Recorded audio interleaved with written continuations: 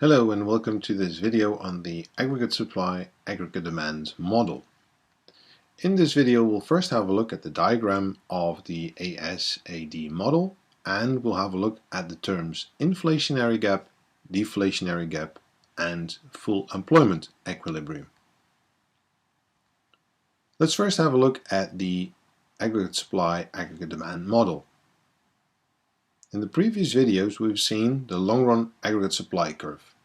It represents an economy's potential output, or real GDP.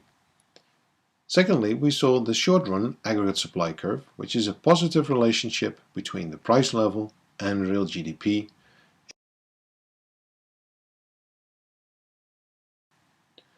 In short, because producers are willing to produce more output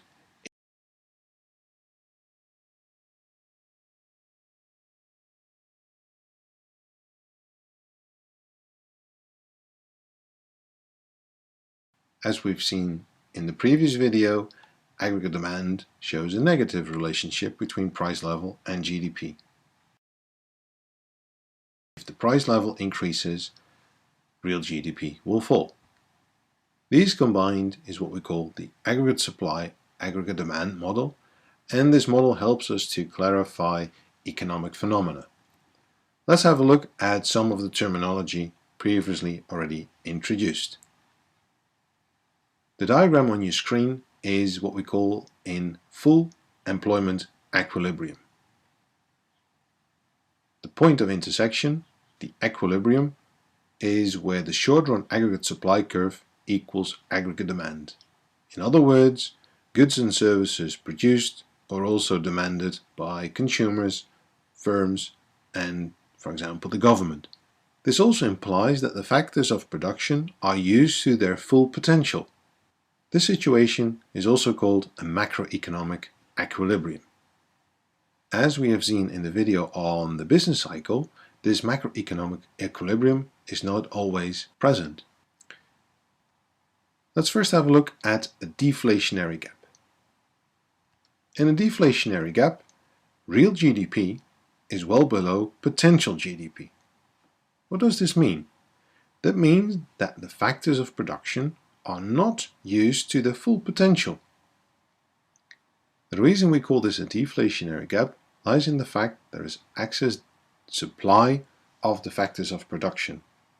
That means prices for the factors of production have to decrease to establish equilibrium again. We will explore this in our next video, but before we do that, let's first have a look at the opposite scenario, an inflationary gap.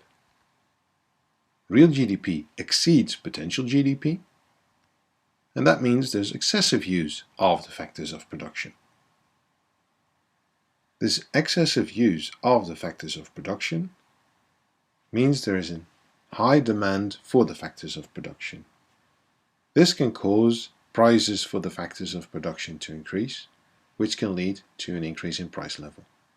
As mentioned before, in our next video we'll have a look at this interaction. Economic theory argues that the long-run equilibrium will be established via the labor market. So to explore macroeconomic equilibrium, we'll first have a look at the labor market and then return to macroeconomic equilibrium. So please continue to the video on labor market to discuss how the labor market influences aggregate supply and aggregate demand.